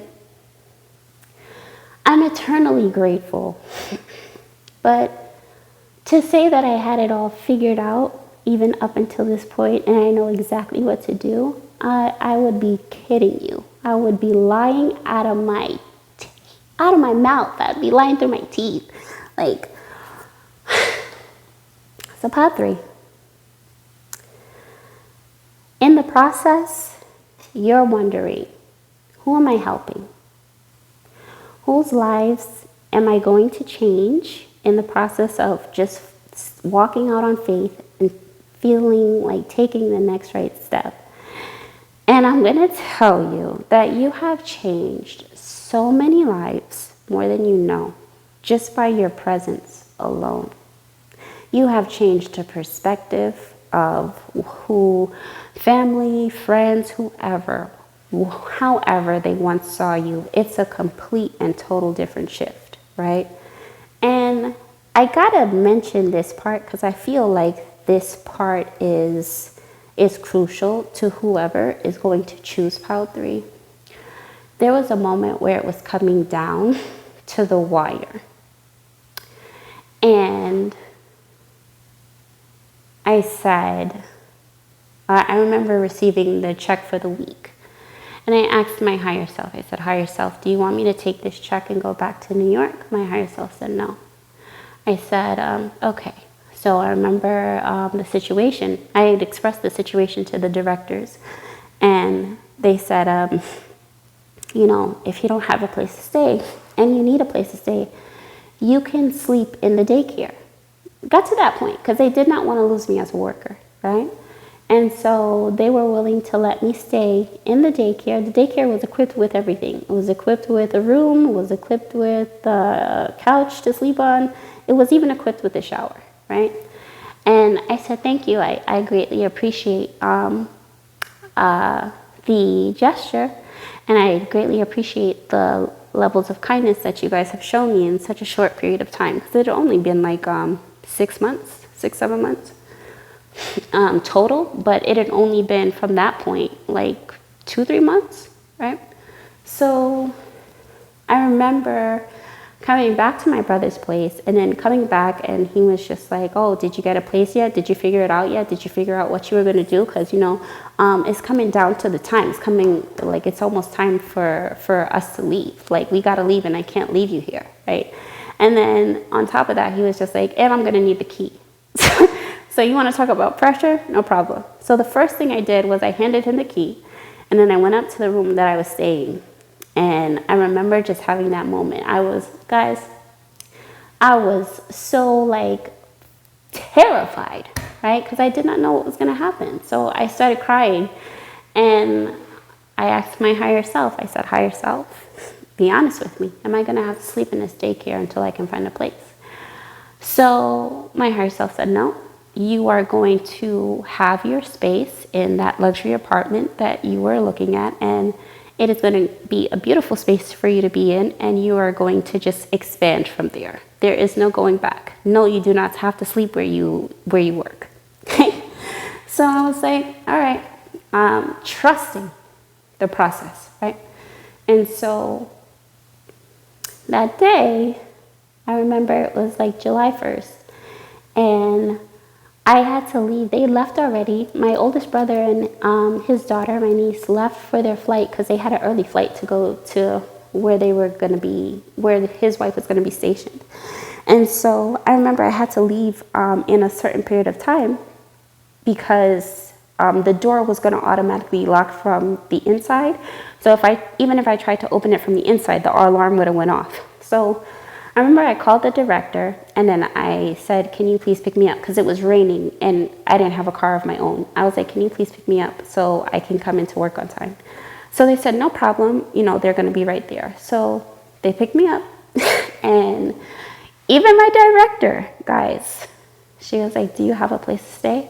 I said, I'm working something out. I should be able to move in by today, because today is July 1st. At that time, when it was July 1st. Still speaking. Okay? I'm still speaking, like, I'm in that space already. I got to get situated. She said, oh, okay, right? And I remember carrying my duffel bag and everything into work and doing the day-to-day of working as a teacher's assistant in the toddler's room, in the 2-year-old room. And I could not show that level of emotion, right, of what I was feeling, like despair, and like it was just like, oh my God. So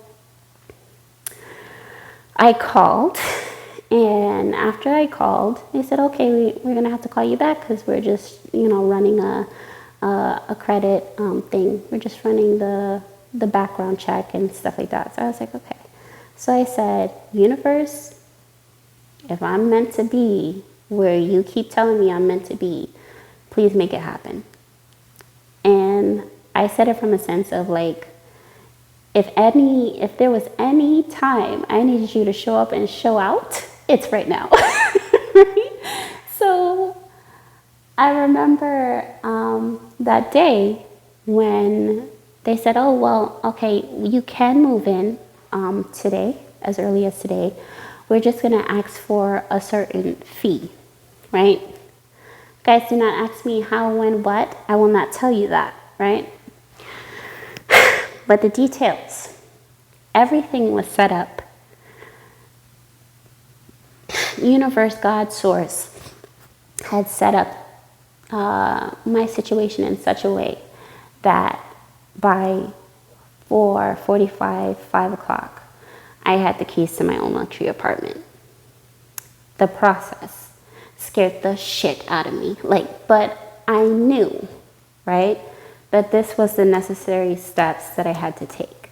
Pile 3, the necessary steps that you're meant to take. And because of this, you are going to be discovered, or you are going to discover a part of what it is you're trying to manifest and what you can do in order to accelerate this manifestation. So I remember my brother had to come back on the 3rd because he had to clear out the rest of the stuff from the house. So the buyer, or not buyer, but the person who was willing to pay the mortgage could start living there and they could rent it out. And I remember calling him and I said, can you pick me up and drive me to the supermarket, because I need some stuff. Like I have nothing in the fridge and I need to go shopping. So, and he was just like, all right, well, where do you want me to pick you up from? And then I said, well, you're not going to believe this. And the first thing he said was, don't tell me you're sleeping in the school. I kid you not. Don't tell me you're sleeping in the school. Are you serious, Sam? Like, because you don't want to go back to New York? Listen, like, you have to go back. I said, you're not going to believe this, but I'm going to need you to pick me up at this location where the luxury residents are, like, there, because that's where I'm residing. Laughed. Okay? Could not fathom the thought. He said, Sam, be honest. I said, no, that's where I need you to pick me up from. So he picks me up, and the first thing he's doing is he's throwing all these hows at me. Oh my, how did you do this? How'd you even get past the credit check? It must be a Virgo thing because this doesn't happen. All the technicals, even to the point he got astrologicals because I'm a Virgo. But so I said, well, I told myself I was going to be there. You saw me do the tour. I decided I was going to be there. I told the universe, if I'm meant to be here, let's make this happen. It happened, right? So he was just like, oh, like, I just don't understand how. Like, how did you even, how? Like, that's all he kept asking. Now, if it was a who, would have mistaken him for an owl, but he just kept asking how, right? How did you get to this point? Pile 3, people are going to ask, how did you get to this point?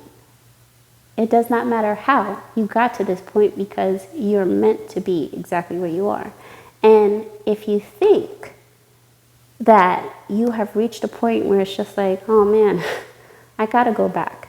It's like the universe is going to look at you like, think again, we're expanding, right? Even to the point, you're probably at this point where even you're asking how. How on earth, universe? You got me here, and I'm grateful. How on earth am I going to expand now? Because look at the situation. Don't pay attention to the details. The universe is supposed to figure that out. The omnipresence, infinite intelligence has already figured this out. Just remember that. It has already figured it out how you're going to expand. All you have to do is take the necessary steps. You're walking out on faith, right? You're taking the necessary steps in order to make this happen. Are you under a deadline? Probably. Do you got a week to do something? Or less than a week to do something? Probably. But I know you're going to do everything necessary in order for you to see, that's how I expanded. That's how I was able to expand. That's how I was able to get X, Y, and Z. No way. And it's going to blow your mind, Pile 3. It really is. So for me, your beneficial element to H2O, it could be your affirmations, your intentions. Why are you drinking this water, right? Don't just feel like, oh, it's because you need to hydrate. Why, right? Go beyond like the actual mundane level of, I drink water to hydrate. Okay, what's the intention of this, right? It's like James Walter that studied, like he spent his life studying the molecular breakdown of the element of water itself, right? There's something about him. Maybe attune your water to a particular frequency, okay? I don't care if it's Fiji, I don't care if it's Essentia, I don't care if it's tap, I don't care if it's a brand, nobody knows, right? But attune your water to a level of frequency which you desire to have what it is that you desire. Because I feel like in this case, the element of water is on your side. You're working with water elements. And it's going to accelerate or increase your manifestation. So what is it that I have to talk to you about in regards to your business? What is it you want to know? The details far greater than the eye can see. Okay, so this is a Theseus card, right? And so Theseus, take it how it resonates. But you're fighting the Minotaur. So in the card, Theseus is fighting the Minotaur, but there is a string that is holding, right? There is a string present that actually leads him out of the labyrinth. Okay, so the string is built on love, right? You have a person, and then I'm seeing group. You have a person, you have a group that is leading you out of the labyrinths of your mind where this Minotaur is. This Minotaur could be the many logical, technical, you don't have this, you can't have this, but on the facts, okay? The Minotaur in your mind is the facts. The Minotaur wants you to look at the facts. Look at the facts. You don't have this. You don't have that. You don't have the other. Look at all the things you're facing. Look at all the challenges.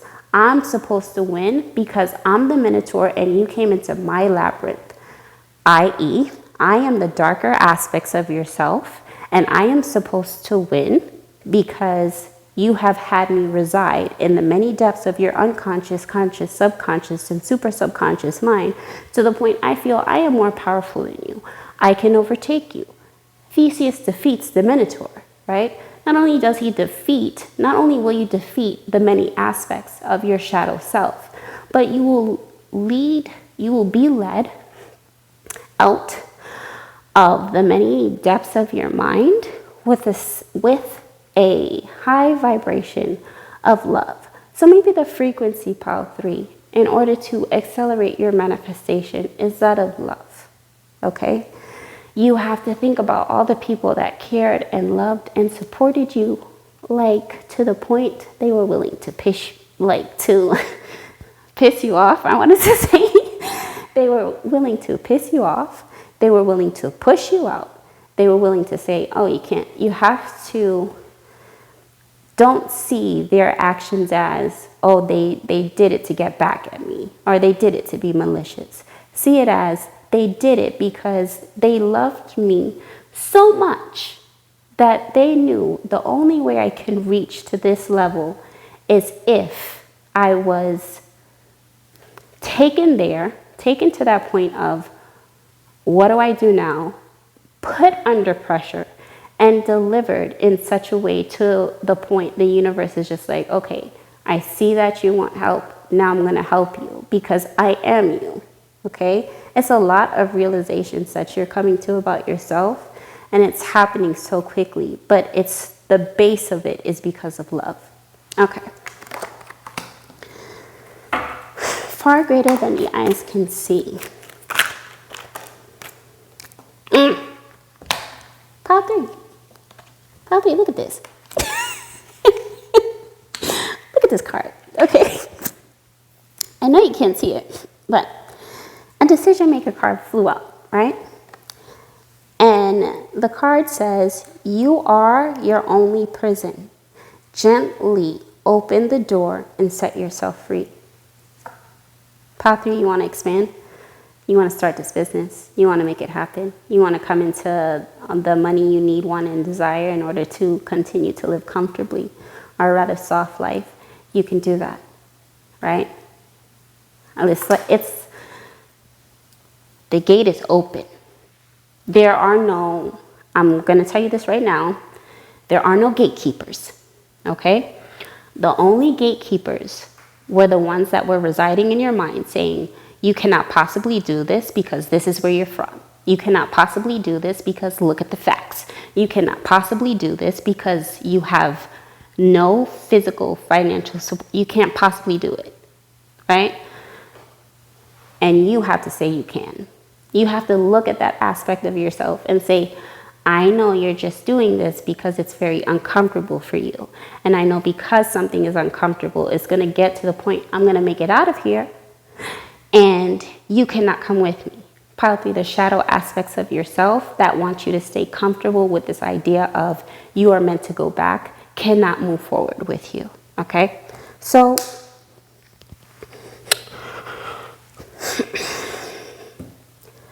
you have the power to set yourself free. Pile 3. And I know, I trust me, I know this can sound very cliche, but you have that power to set yourself free. Just choose to set yourself free.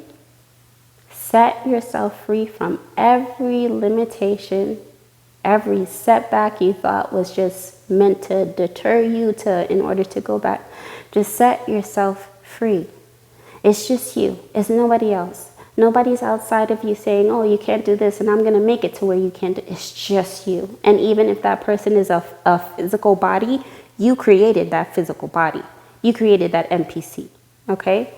But just like you can create them, you can dismantle them. You have to remember, it's like,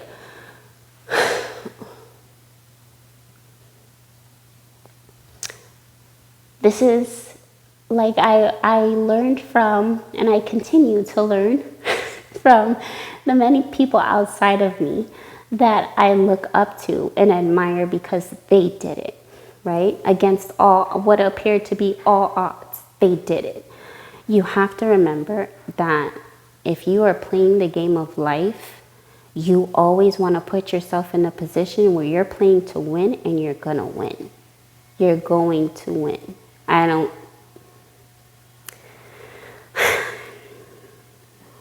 You got to know that. You got to know that, Pile 3.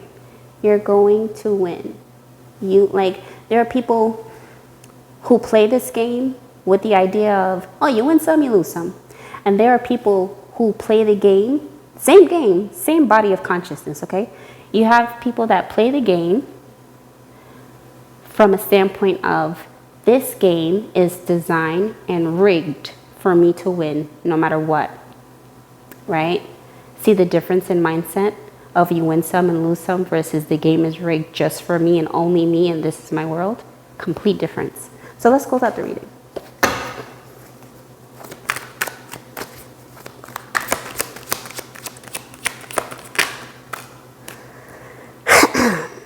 Thou hast the dew of thy youth. Your beauty will not ever fade, only enhance. Okay. So, okay. So, Pile 3.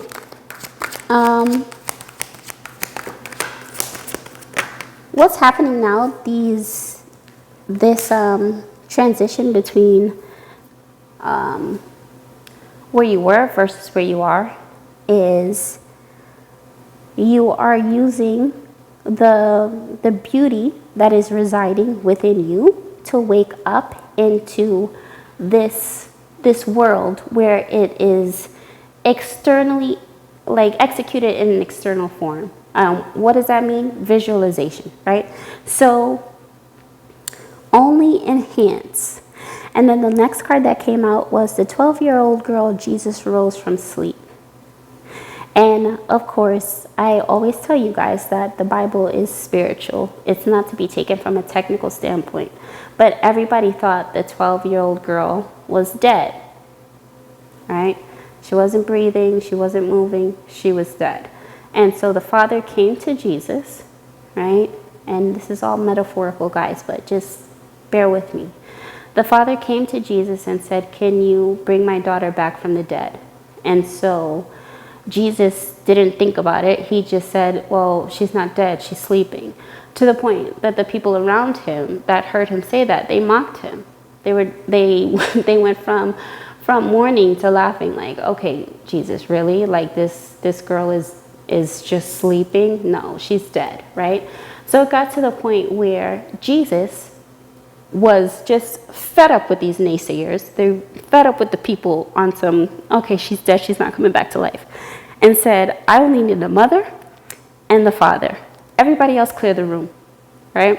So your higher version of yourself that knows that you are about to arise is getting rid of all the naysayers, and you are dealing with the masculine energy of yourself, and you are dealing with the feminine energy of yourself. The mother and father residing within you. Everybody else has to clear the room. Okay? One word. It only took one word. Nobody else understood but the Messiah. And this girl woke up. Right? Which clearly states that she wasn't dead. It only takes, PULE 3, one word for you. It's one word, it's one saying, it's one visualization, right? In order for you to wake up and realize who you are. And so you will enhance, you will upgrade, right? Yes, you have been sleeping for a long time. You were somebody who thought, okay, you were just supposed to be a certain person or in a certain place, in a certain space for a long time. All right, now that you're waking up, not to the version of you that everybody thought was dead, but now that you're waking up to your highest vibrational being, what are you going to need? Substance. What did Jesus ask for? For the girl, he asked for meat, right? Give her something to eat. Substance. Give your higher self, that desired self that you want to become, substance via visualization, words of affirmation, frequency infused water, Reiki infused water, something, right? But this is what wakes you up. 2 more cards. All right, so you have a decision maker card that came out. It says, you have healed my heart, and tonight I want all of you. Okay, so this is from regards to love. Well, that escalated. That shifted rather quickly, huh? And 1 more card. Oh. Legends and icons alert.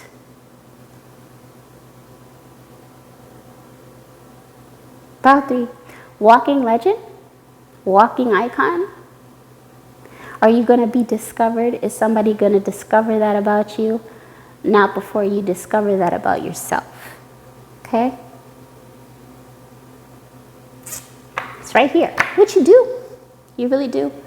You realize who you are, right? So now you walk in that energy, you talk in that energy, you speak in that energy, you attract that energy. And now you are discovered, right? Whether it be by the right people, right place, right time. Now you are discovered. Now you are awake, PULE 3, to who you're destined to be. And it's going to be a very happy, prosperous, peaceful, successful, harmonious, loving, unconditionally loving life. But don't you ever forget, whenever somebody tries to say how, what, facts, facts, facts, clear the room. Everybody clear it. It's just me and my higher self. Let's wake up. Okay? PULE 3, that's your reading.